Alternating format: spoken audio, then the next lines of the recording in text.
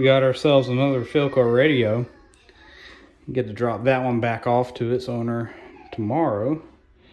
But another individual who overheard a conversation between me and the guy working on this, he said, "Hey, I've got an old Philco, and do you mind trying to get this thing restored or back operational?" And I said, "Yeah, I can do it." This one, a model, what do we got here? 41280 or something. It's written right here. I don't know if that'll focus in a bit. Let's see. Yeah, there we go. 41280. And this is a 1, 2, 3, 4, 5, 6, 7, 8 tube set. And she's actually in really good condition cosmetically. I mean, she's missing a knob. I found a comb and a, what do you call this, popsicle stick or tongue depressor behind the this plastic or, I don't know, this plastic or Bakelite faceplate right here. But I went ahead and took out the radio just to, you know, take a gander at it.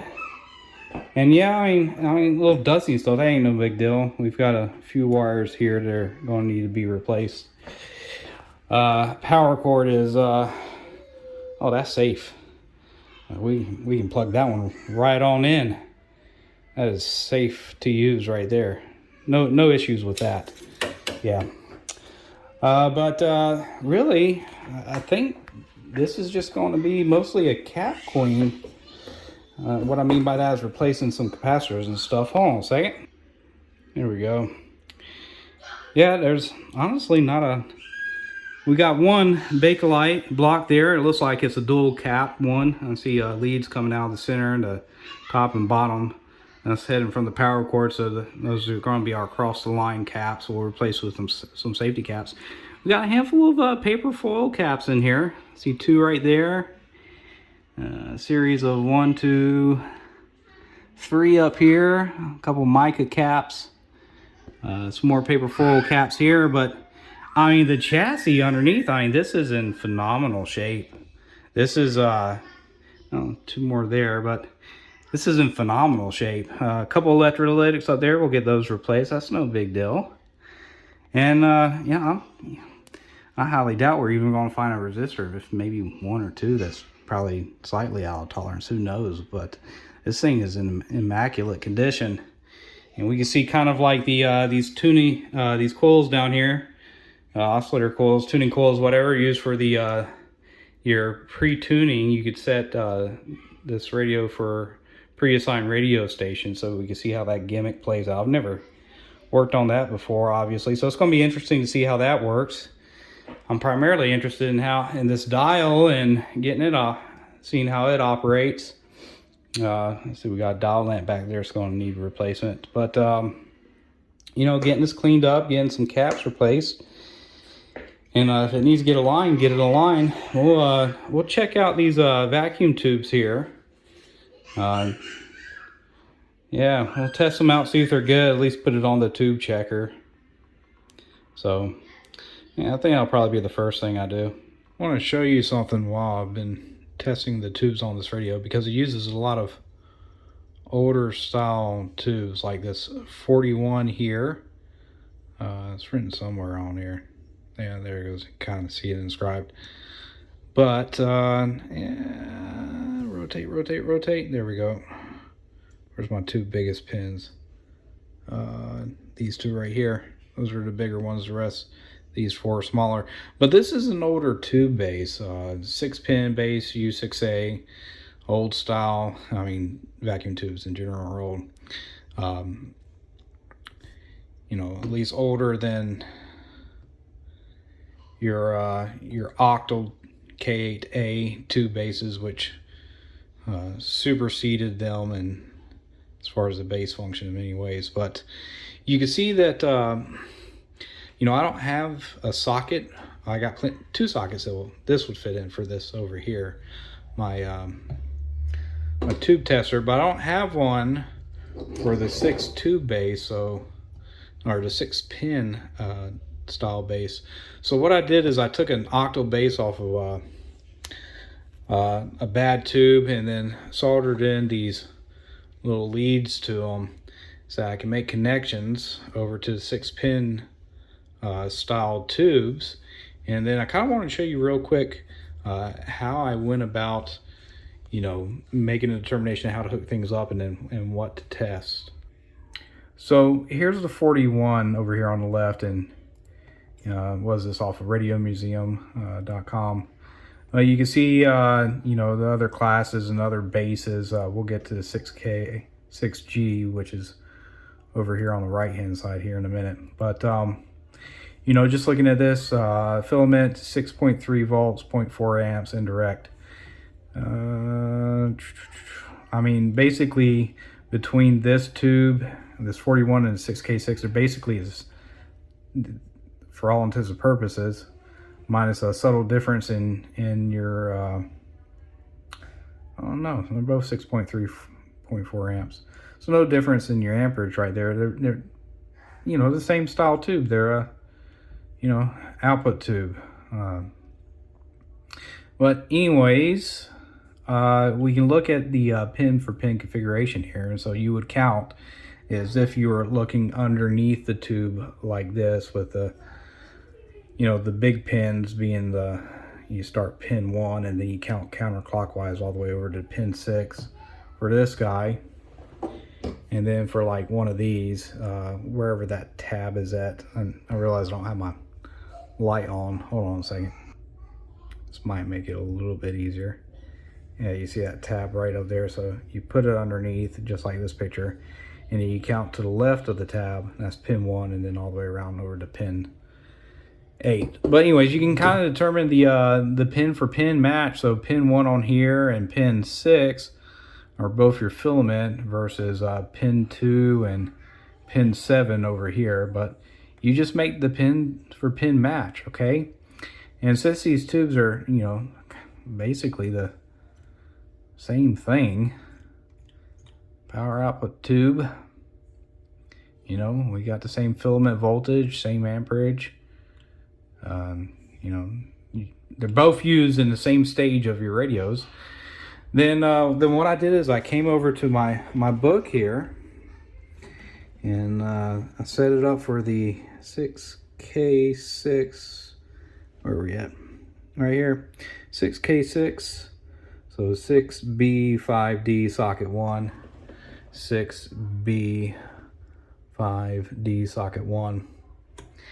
And then we can turn it on and give it a test.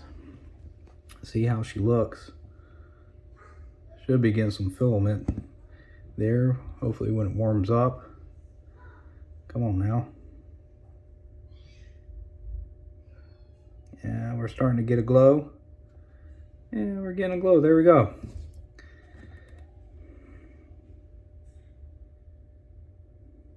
It's rather nice. So yeah, I'm giving it a bit of time to warm up and get some life back into it. But I mean, it's reading a little tired, but it is into the green, so that's good. And still steadily rising.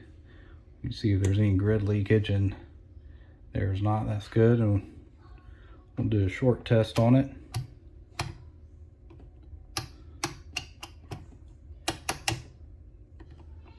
Flashing is okay, indefinite on is not. Yeah, and she's looking real good, and she's getting way up there into the green. So we'll call that tube good, and yeah, at least now I can use this adapter for other tubes as well. I'm going to show something to you. Out of all the tubes I tested, they were all pretty good, minus this 7B7 here. But it was reading, you know, down in the bad on the scale of my Mighty Mite tube tester. Anyways, I got it put up for now. I need to drag it back out.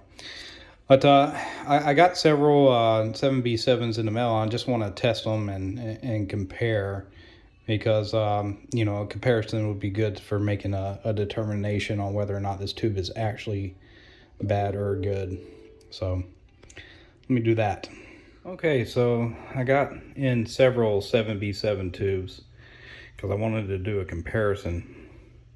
And pretty much all of them are are reading the same thing. You know, they're in the upper portion of our emissions on the on what is essentially would be a reading of quote unquote bad, not getting to the questionable or the good side. 0 emissions on any of these tubes that I've got in, no shorts either. So it kind of just makes me think that pertaining to that tube, that maybe the load is a bit off. And you can obviously, there as we increase the load, that needle rises. So maybe the book settings could be wrong for this tube or something. I'm not too sure. But I think what I'm going to end up doing is they all vary just slightly at the top. Is I'll just pick a tube that reads quantifiably according to scale the highest on emissions, and then that's what I'll stick in there. But most likely that tube that's in there is perfectly fine. You know, it's my understanding that a lot of these smaller tube testers like this are, even though they're pretty sensitive when it comes to a leakage test, sometimes overly sensitive to where you get leakage, you know, bad reading on tubes with a higher filament voltage or filament setting. But you know, I think that tube is most likely good, and maybe it's just, you know, this mighty mic, that's just how it measures them, unless if the book settings are incorrect. If you happen to know, though, leave me comments in the description. There's absolutely no way in my head that all these tubes that I got from a pretty reputable individual, at least from what I can tell via eBay, and I've gotten tubes in the past from the same person, so I don't think they had me at all. But yeah, I think that tubes, that's just how the 7B7 reads on the mighty mic. So again, I'm gonna go with the one that's showing the greatest scale deflection for emissions, and that's the one that will go in there. But I'm now thinking that tube is not bad. All that being said, I've gotten all the components in I need to get this thing restored. I'm going to do a little bit of rust abatement on the chassis, just get rid of that rust we see there. But it's not in too bad condition.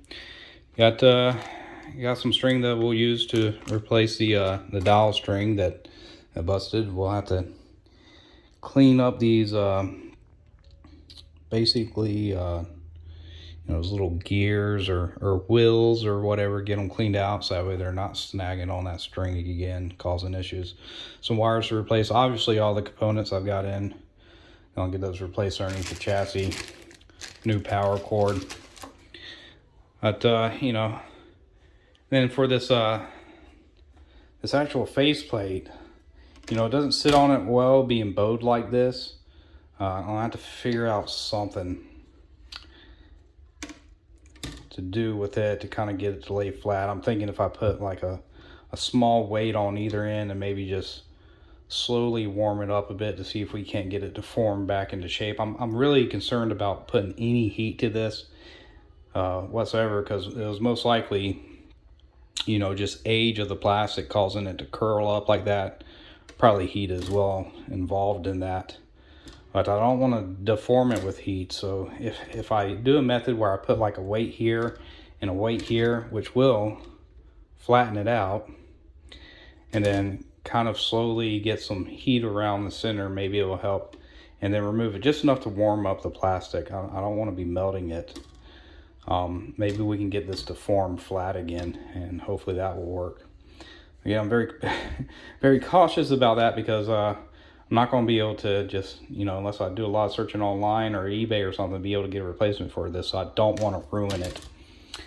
But really, this is a straightforward radio. It's in very good condition, to be honest. So what this radio is going to be to me is mostly about the alignments, especially with these selector switches and stuff for setting, you know, presetting different bands to listen to. So probably this video will be mostly going over the alignment after I've replaced these components and stuff. And then maybe some one or twosie things here and there. But I'm not going to film the entire component replacement. I'm going to get this cleaned up, and I'm going to get the capacitors and everything replaced on it and the setup. But I do want to spend some time showing you all the alignment, because I think that would be pretty interesting. Yeah, so let me get to this, and I'll come back with anything interesting if there's something interesting along the way. Well, I've gotten the majority of the components I needed to get replaced throughout here, including our electrolytics, which were mounted on a big thing over here, but I just kind of put that one out that way and ran the leads. I mean, the leads were exactly the same length as that. These two used to be over here as well, and I just mounted them closer. A little bit of hot glue and got them in there. I'm replacing all of our paper foil caps and handful of resistors as well. But got the new power cord in and wired up, and this was a dual Bakelite, so 2 caps in there, or across the line caps, so both of those were replaced as well. Yeah, so all that's in, which it took me, I'm gonna call it quits for day one. This took me all day. I know it doesn't sound like a lot, and it really isn't a lot, but it's not about just trying to get something in and out. When it comes to, for me, working on these vintage radios like this, it's more or less trying to do things as correct as possible. I mean, taking the time to put shielding on things that need to be protected from accidentally shorting out on something else, like this guy up here, because that's a rather long lead. And then desoldering and fully removing anything that was wrapped around, like your terminal post or whatever, concerning whatever component was relieved, not just cutting it and doing a J-hook. Having a little bit more pride in your work when working on something like this. So all that's been done, and I still got quite a bit to do. Still got to restring this thing from where the string snapped. I've got all these bulbs here and throughout there that are going to need to be replaced, and then hopefully these sockets are actually good. So the bulbs will get replaced, which means I got to remove these tubes out and knock these off of their posts. All these wires up here, all that's going to have to get replaced, because you can see that's just, they've gone brittle, including this one, these two down here, which are 2 more bulbs. Actually, one's that one there, the other one's hidden underneath there. Probably going to replace this felt. These right here, just, they kind of rock back and forth and come off. Get this felt replaced on there, get that cleaned up. I did a bit of rust abatement, so got rid of a lot of the rust that was up here, using my Dremel, and then some other tools to get quite a bit of it off. Not everything's off, but it's definitely was able to get some rust abatement done. So that's going to be pretty much it. Wires, restringing it, and then from there it's going to be aligning it. I got to align the dial now as well, but our IF alignment, our IFs, our dial alignments, everything's gonna have to get aligned.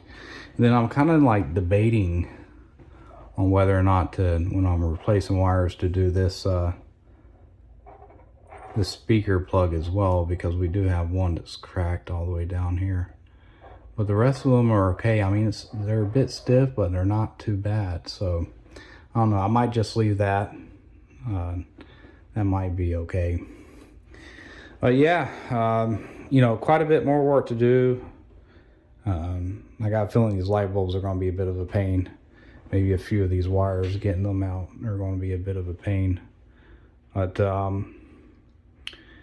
yeah, slowly getting there. It's a little something I figured I'd show you, given the condition of things you see on my desk. And when I've had it done with this light bulb, if anybody ever asks why I charge what I charge on a radio restoration, this is one of those reasons why. Yeah, that's going to work. The next bulb I have to replace, okay, so it's not as simple as just taking in the item and replacing it sometimes in and out of circuit.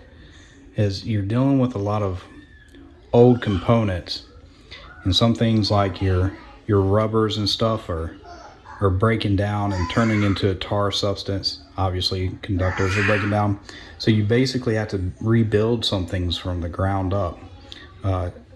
Let me get to the next light bulb and I'll show you what I mean. All right, let me show you something now. I got this bulb out. You can tell, you know, the rubber shielding that was, you know, covered underneath the chassis, you know, is still pretty moldable, right? Bendable. What was exposed to, you know, sunlight and air has gotten brittle and hard. But it's not just that. It's this this rubber grommet as well. It's gotten brittle and hard. As you can see it flaking off there. And then even though if you were to trim upwards, you can see how this portion is a little more pliable. Well, I know as soon as I tried to say tin the center conductor, if I was to trim to here and then solder a new wire on, this right here is going to basically melt and turn into a goo because the rubber is just so old. It's on the verge of turning into like a tar. So what you actually have to do is you have to rebuild these things when you work on them. Okay, 9 times out of 10 you're probably going to be rebuilding them, which requires you to basically cut here towards the end, and then you're going to pull out this center pin out the direction that you see currently facing. Okay, take note, hopefully the spring that's internal is still good in there, because that spring is actually what causes that, presses on the bottom of that center pin right there and causes it to, you know, flex as the bulb goes in to ensure that there's always contact with the tip of the bulb right there. And the thing is, you know, stuff like that doesn't really require a lot of technical know-how or anything like that. It's nothing special rebuilding those things. But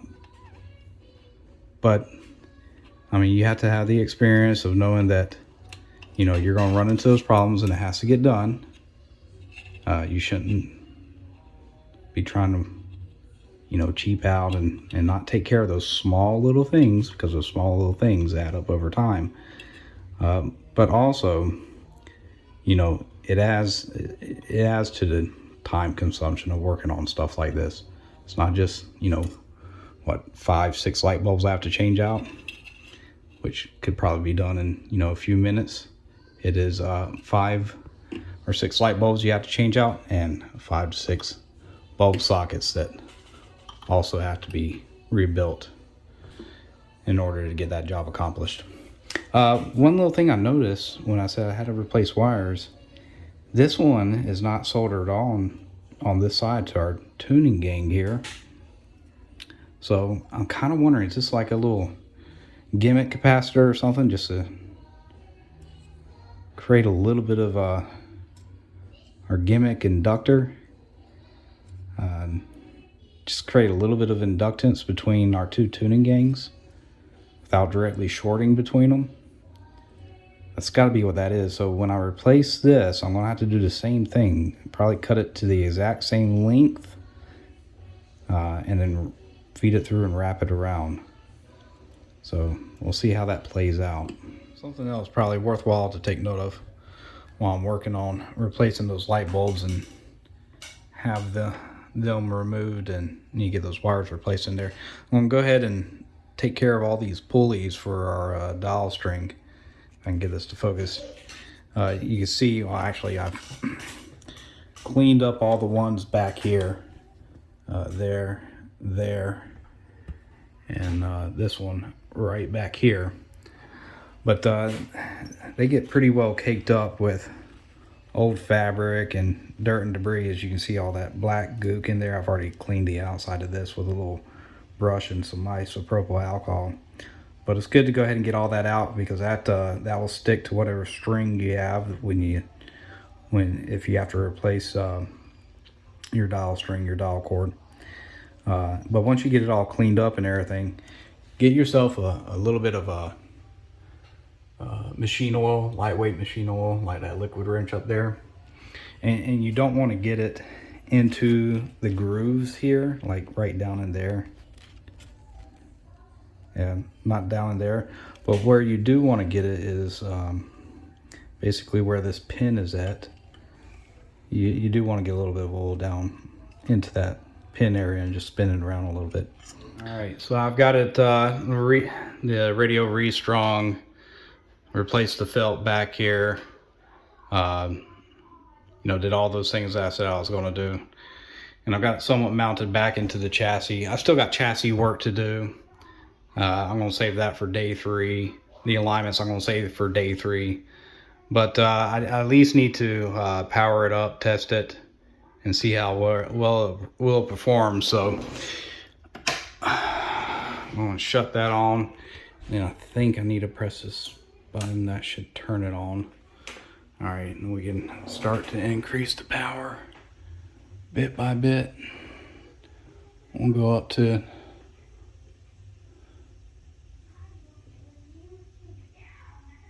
40. Yeah, we gotta, it's like the pilot lights there. Yeah, that is an on and off. And once we get this fully powered up, oh yeah, bulbs replaced and all that stuff as well. Sitting on 50, and I don't appear to be drawing too much current. So why don't we turn this up just a smidge more? We'll take it up to,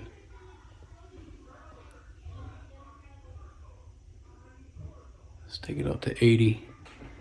Oh, wait a second. This one's a, yeah, look at that. Police band, broadcast, police, overseas, so shortwave. Okay, let's leave it on broadcast band. Maybe that's a ready state. I'm not too sure what that one is, but and we're not drawing much current, so let's get it up to,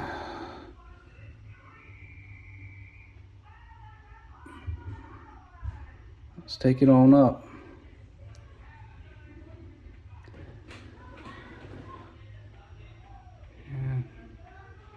We're drawing a little bit of current. If I get that, if I was to turn off my light, you'd see that this is slightly illuminating, but not by much. And this one's got me nervous.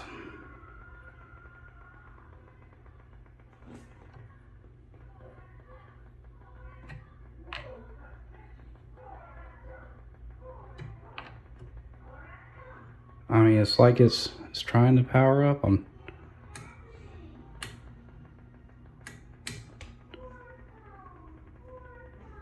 not too sure what's going on here.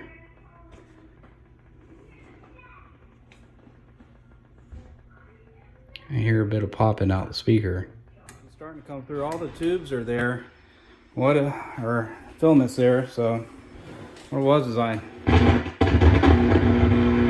on off switch is a tad bit janky. Trying to get that cleaned up. Man, Scott Walker's the next, but here's the next big thing. Hey. The Republicans, and he started out like you could not believe, and floundered. I don't think he made it to Iowa. Ron DeSantis is following in his footsteps.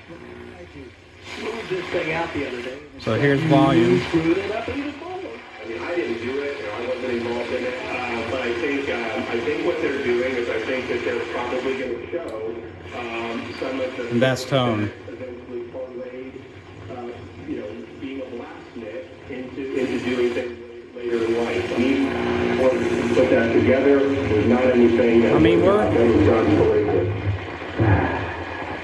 Sometimes you just have to say... Alignment's not too far off. I mean, we're still going to have to alignments. Like I said, that's going to be a day 3 thing.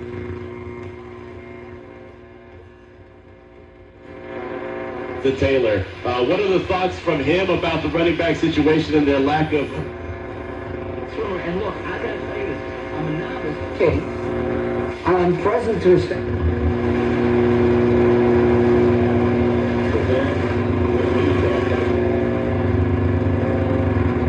But I mean, if she's doing this well in my office with all these switch mode power supplies and stuff, Without an alignment, I mean, this is a performer, let me tell you.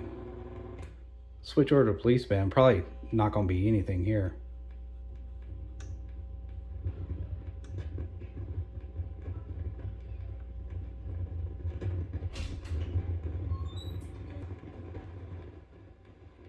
I mean, it's almost like there might be something there. I just don't know. Does anything work on this band anymore? 2.3 to 7 megahertz, I assume.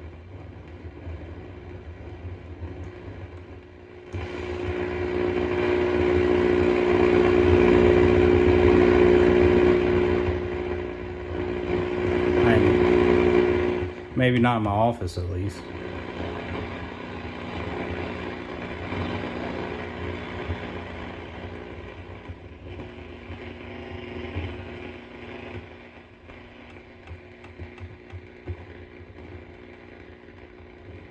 All right, let's here's where I was, you know, I think the police band was a part of the, you know, still part of the shortwave, just on the lower end.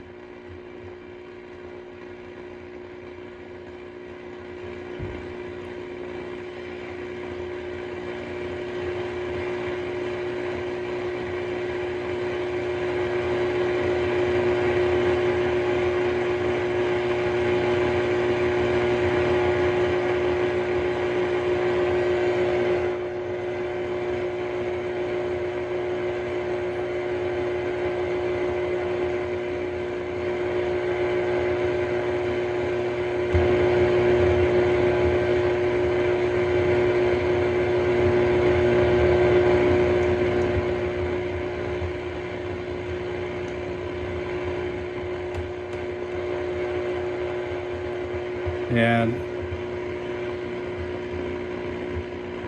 so this is going to need an alignment. Not getting anything. I don't expect to get anything in my office here on shortwave. Sound like something briefly, but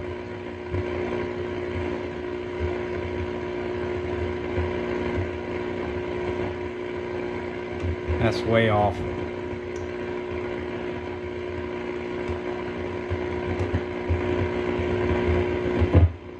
So I want to give you another way of how to align your IF if you're not using a SIGGEN or anything like that, to take a look at the 1 kHz signal as it's coming out the speaker, and then adjusting for max amplitude. This method, again, SIGGEN setup 455 kilocycles or kilohertz, as you see there, low amplitude, 90% modulation. I got that fed, going to a little loop that I've done and stuck over top of the antenna there, and I've made a proper connection so I can remove this out of the chassis and do the alignment better without having to touch things.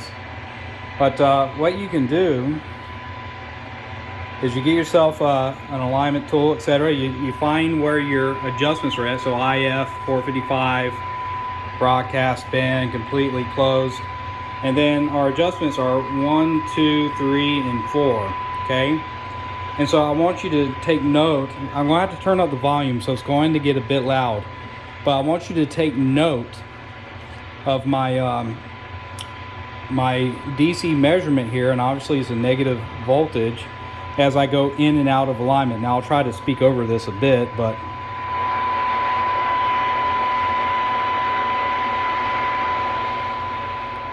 see as I've gone out of alignment that it's gotten more closer to 0 volts DC, but as I come into alignment it increases. And then if I misadjust the other way, it comes back out again. That's essentially what you're doing.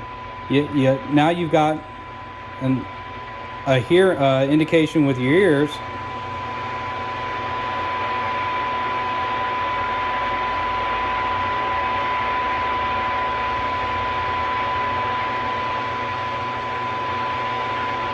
as well as one with your eyes, and you just kind of, you don't quickly adjust. It's small adjustments, right? I'm just barely putting pressure, turning this tuning wand, Now I'm basically allowing the pressure that I make move the our adjustable adjustable capacitor essentially. So about right there, and then I'm going to go into this one and do the same thing, in and out, and work my way around. Now, let me turn down. What I'll do afterwards, once I get through 1, 2, 3, and 4, is I'll bump down the amplitude of my SIGGEN, and I'll go through this again until I can get the lowest amplitude possible from my SIGGEN and still be able to keep my alignment. But that's going to be it for this IF portion. And again, similar thing concerning your dial calibration. I've started out with the 1500 kilocycles. Broadcast 1500 on our dial as well.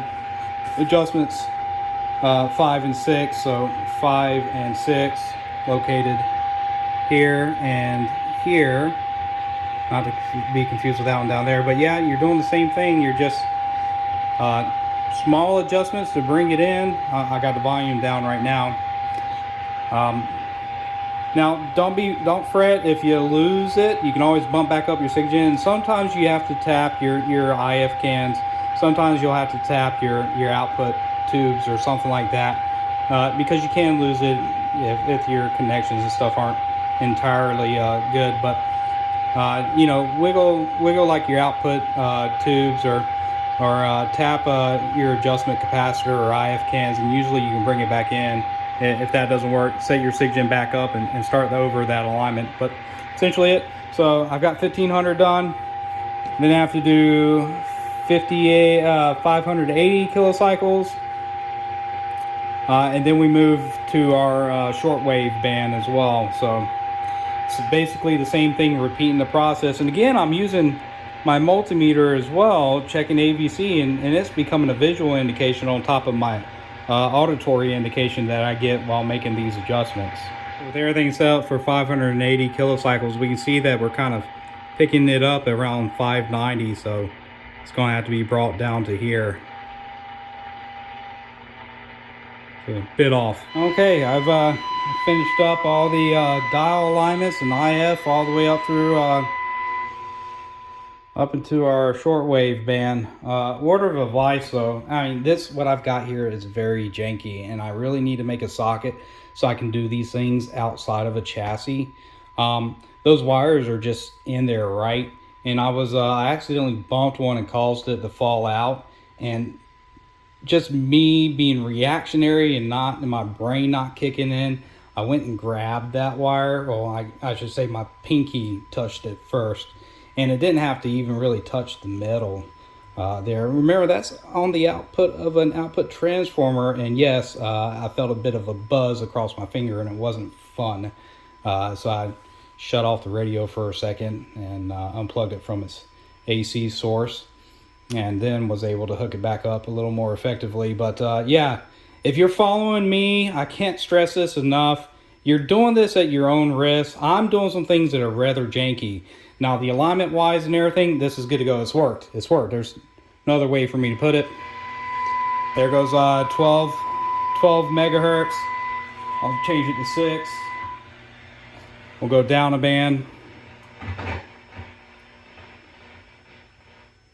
There goes 6, and we're 6 on the dial. Then I can go down a band again. And let's do 1500. Hold on.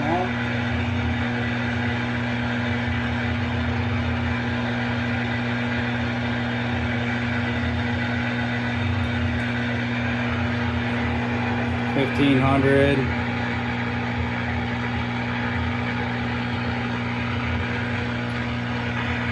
Yeah, and there we go on our 1500.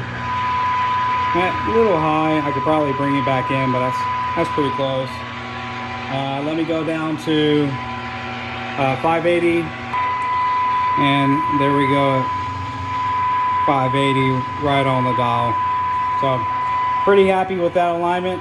Now I just got to figure out this this preset tuning gimmick it's got. I think that would be pretty cool. Okay.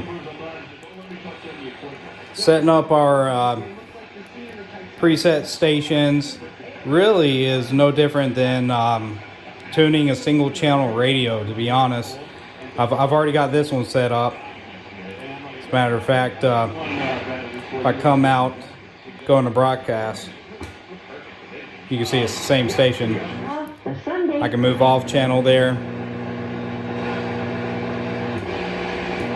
come back down, and there's the radio station. So I want to set up, say we'll choose something mid-range. So we got a station right here near 1000 kilocycles, okay?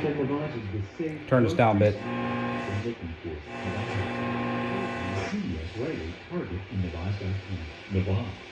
So I want to make sure that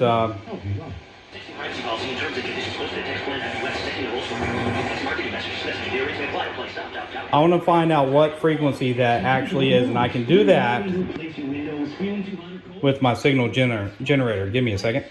So my SIGGEN set up, have it coming out, small little loop antenna that I just got draped near the antenna for this radio. But got it set for set up for modulation, our carrier frequency 1000 kHz. We're going to turn it on real quick.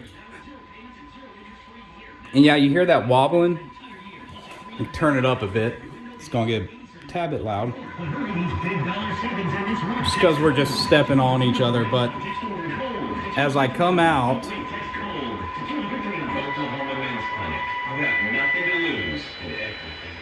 you see we start to come off of it.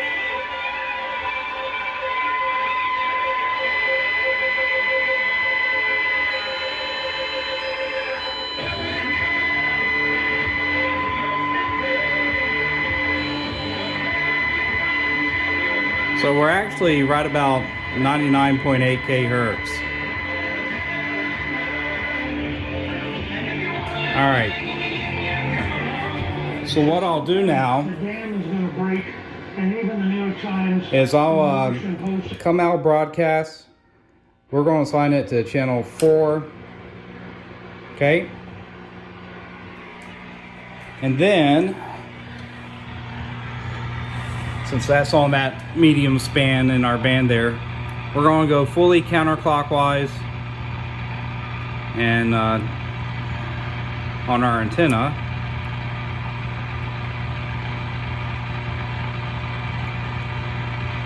Alright, once I'm fully counterclockwise, I'll start going from fully clockwise position on our adjustment here.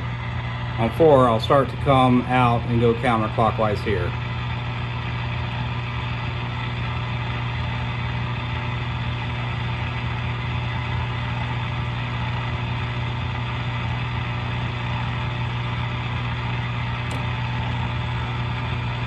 Bit hard to do one-handed, so give me a second. It is a slow adjustment when you have this fully counterclockwise, and I realized I made a mistake previously, and I put it on the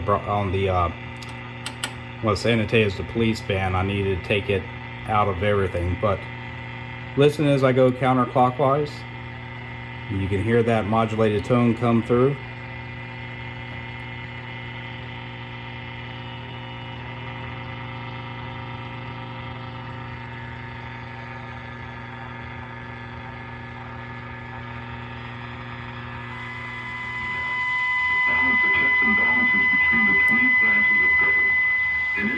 Alright, that's too far. We gotta go back in.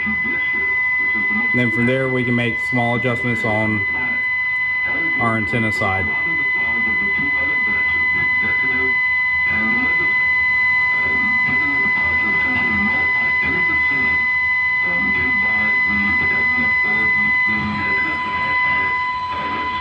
From there I'll kill the SIGGEN. And it sounds like we have that radio station tuned in. And that's what we're seeking to correct. And the majority of the people who vote for us time and time again, they feel that their vote is not represented by... Yeah. I'll come out of that position on broadcast. To carry out the Still there. So that's a pretty simple adjustment. That's how you can do it if you don't have necessarily the equipment that's listed on here. These things to tap off your vacuum tube and everything else, modulation meter, all these other kind of things. But yeah, that's pretty it. That's how you do those adjustments. I'll preset a few, and then I'm going to get this entire thing put together, and we'll close out the video. So here we go, the ever so infamous kitchen tests, as mentioned, because this is the best place in my house where I get reception away from a lot of switch mode power supplies and modern electronics. Minus the old percolator over there and coffee pot. But yeah, let's set the ambience. Okay, and we'll turn her on. Nice warm glow from our cabinet here.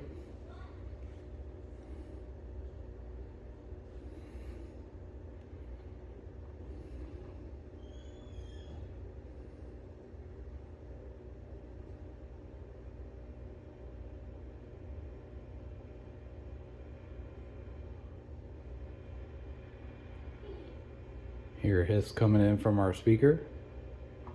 Let's see if any of our presets work. Late tonight with vote of it. The Senate passed a sweeping bill setting policy for the Department of Defense, though the measure could set up a shutdown in the Republican-controlled House. Thank you for your investment in the Ministry of Turning Point. Well, we're down to some of the final lessons in this story, and today is part one. We've called this Counting Noses. And they definitely do. Let's get up to our broadcast band. There's our Mediumwave band. The people who are there. You started to see the Dow plunge in synchronicity. Trying to pick up something right in there.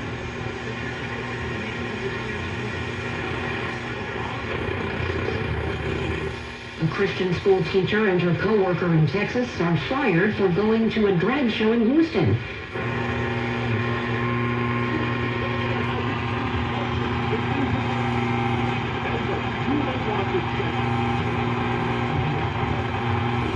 Find a truly incredible lineup of new and used motorhomes for as little as $21,588. But that's not all. During the 2023 model year-end sale, new and used travel trailers and fifth wheels are specially priced too. Find well-known brands deeply discounted for quick sales like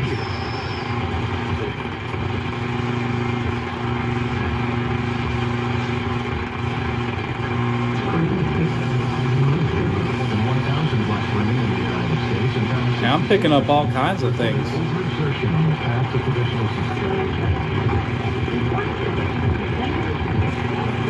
Some stations a little bit stronger than others. That's the Cubs on the 22nd, 2/3 of an inning with one hit and 2 strikeouts. He was on the injured list.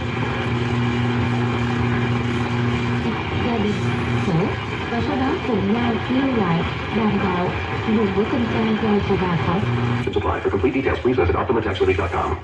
Big layoffs are coming to the nation's largest. Yeah, I'm really impressed by this radio. Let's check out our lower half.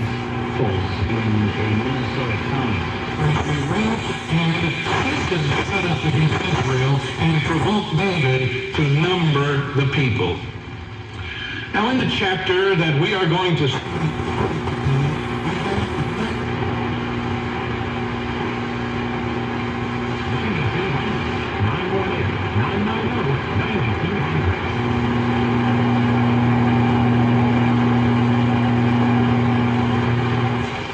Yeah, usually I have a big old gap through here. I'm definitely picking up a lot more stations on the upper end. There was somebody behind me and they were screaming, "No! No!"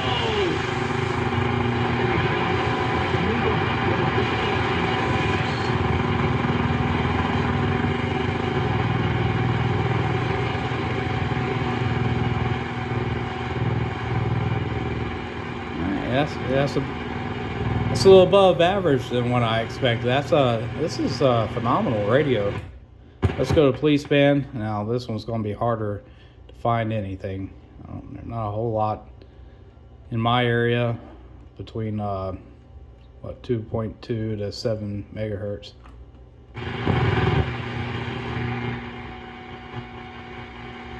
Band selector might need just a little bit more cleaning, but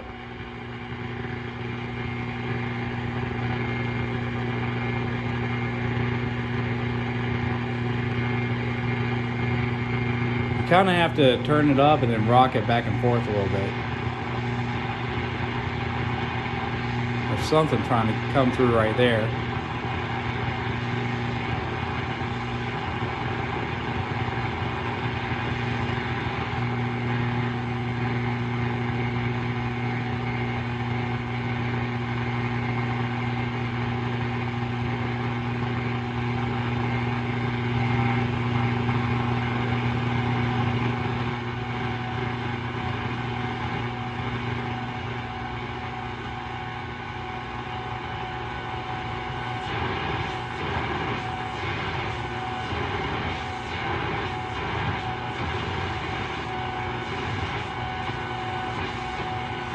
Probably it might be the sideband or something. I'm not too sure.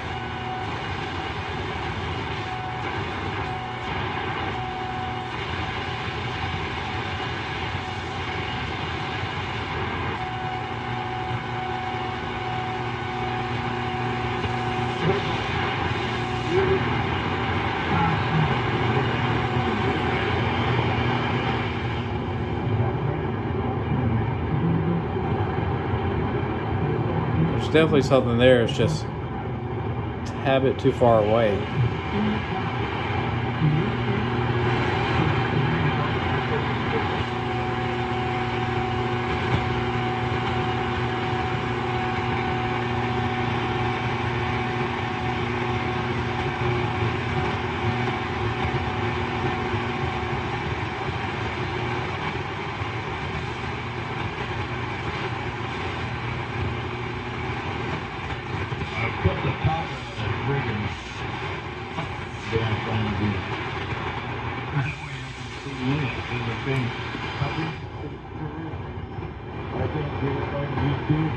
You know, around 3.9 megahertz.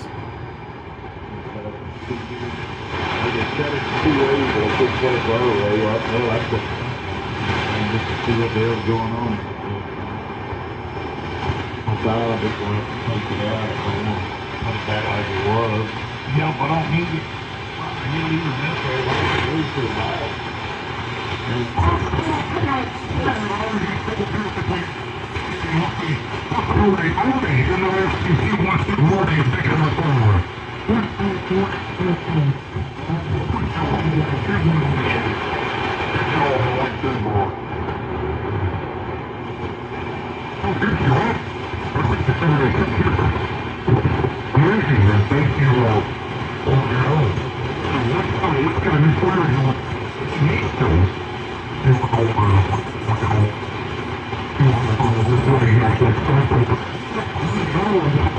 We almost get intelligible signal around 4 megahertz.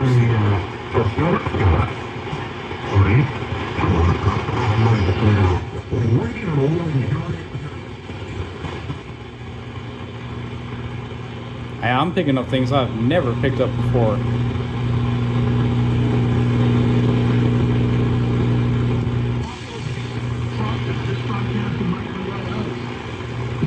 Mike Lindell to come on because he fired up that signal a couple minutes ago and said, look, I spent, all my fortune battling the election fraud and the tyranny, setting up a TV network to reach them like today, and he's going up against the same Marine Corps side.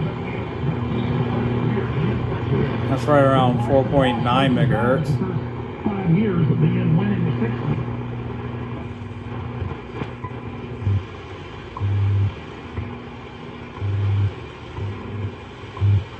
Goes that world clock thing or whatever it's actually called.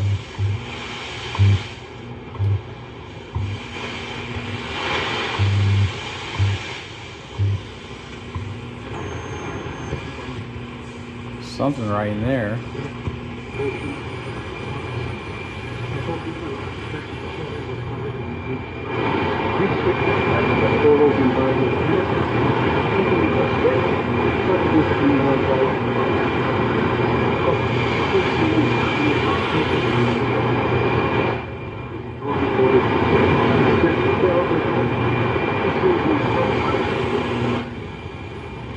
It's like it's just out of reach.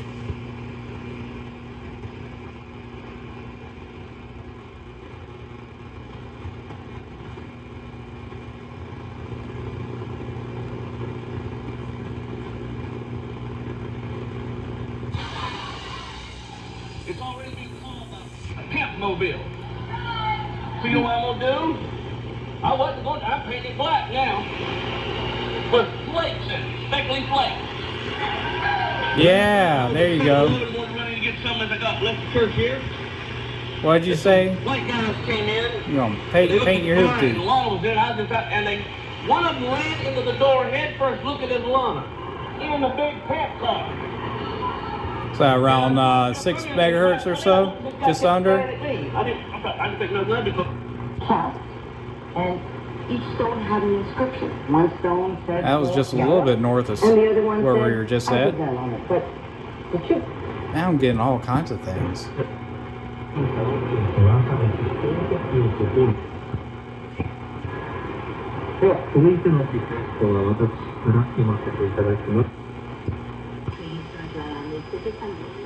Yeah, there's a lot of transmissions upwards around 6 megahertz or so, but they're all just, they're right off of each other.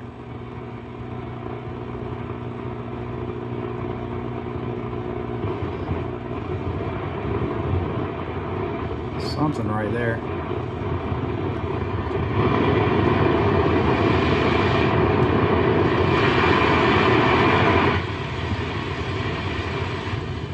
Maybe not.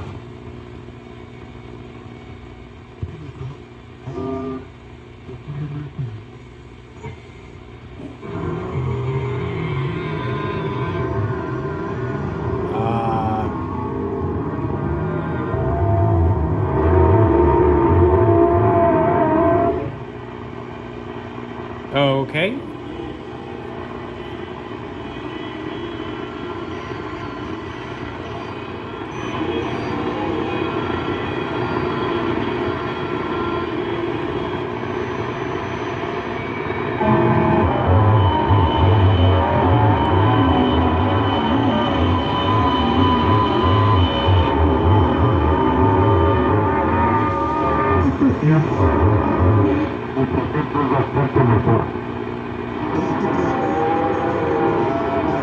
Yeah, I'm getting off of that. This is where nightmares come from.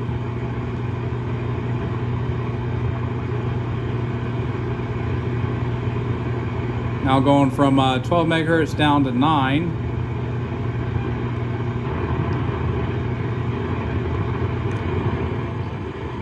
Something kind of right there around 12.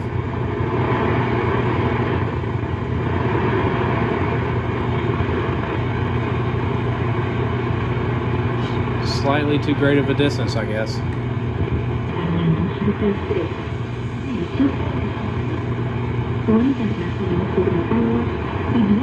There you go, around 11.9 megahertz.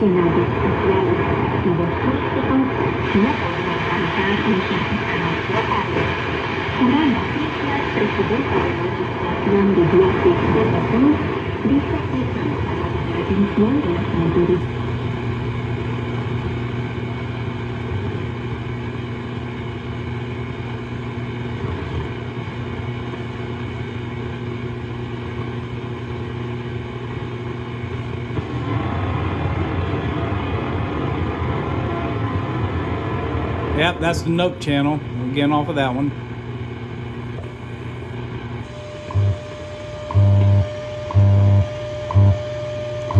You got that world clock again or whatever.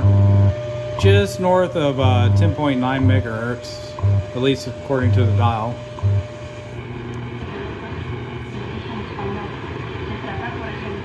And then there's something right below it.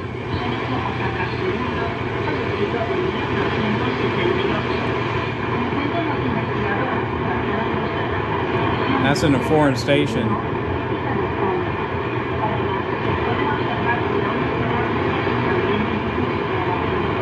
That might be something out of Mexico. I'm not too sure. That sounds like Spanish.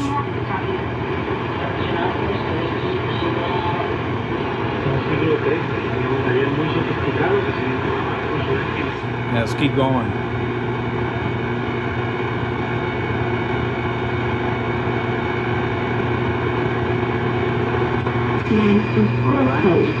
El aparato supone una antigua receta de domicilio, pero usan también conocido por muchos otros usos especiales.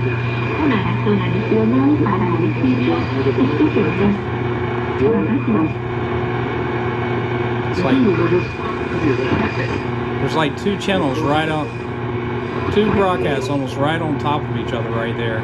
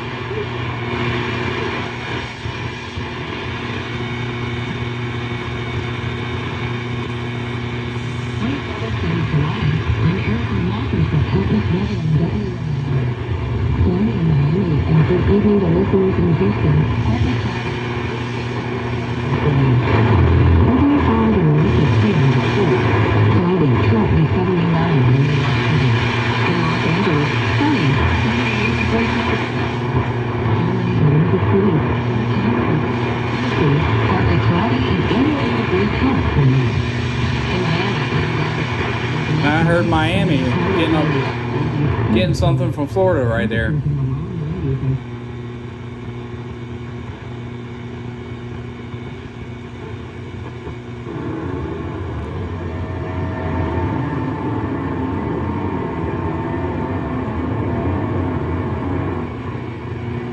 Yeah, it's gonna be a Nope channel again.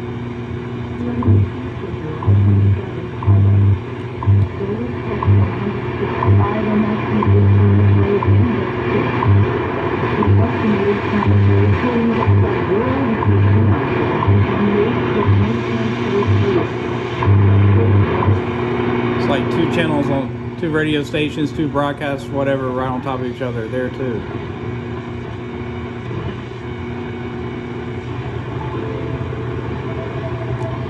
Now here we go.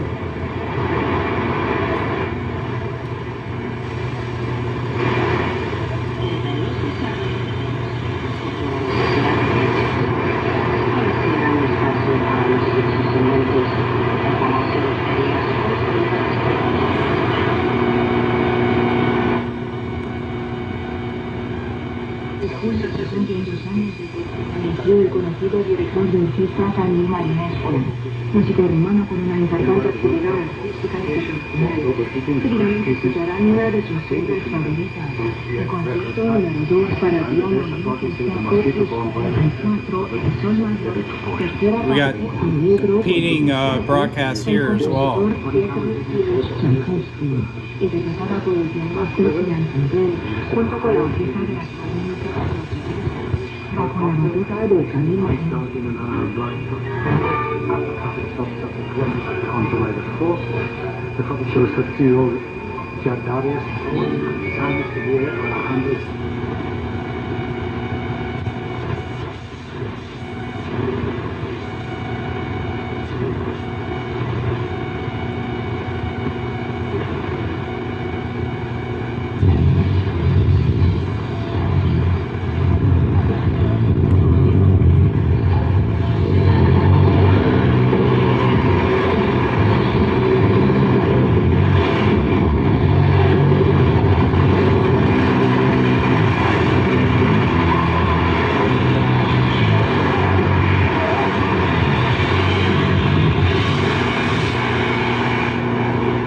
Probably a pirate radio station up there.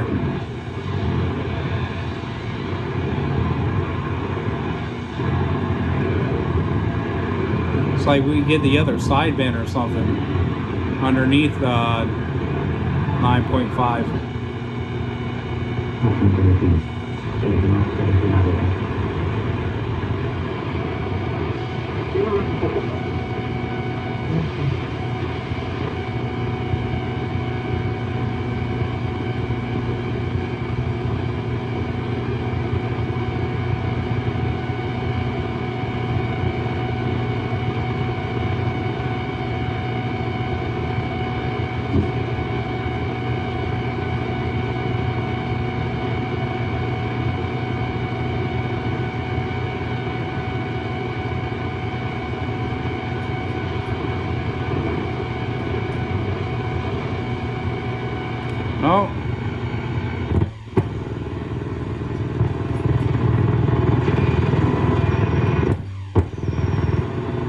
that's pretty much gonna do it. My father's house, but not unlike people, that they should be plagued. David finally comes to grips again with the magnitude of what he has done. There you go. I pray the old Lord, The Philco 41280 or whatever model this was. Obviously refer back to the title. This is a rather nice radio, minus the eyesore knob I threw on there. The owner said he'll find an appropriate knob, but yeah, I'm actually really liking this radio. This is probably my most favorite console radio at this point concerning reception. I like the style of the previous Philco radio I did, a tad bit more in the big old glass, you know, enclosed dial face, dial plate, and you know, the turning mechanism for the tuning gang. That's just the mechanics behind that. I think are just very appealing, and how ornate the entire display was very appealing.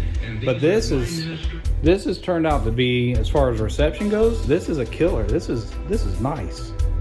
So I'm very, very pleased with this radio.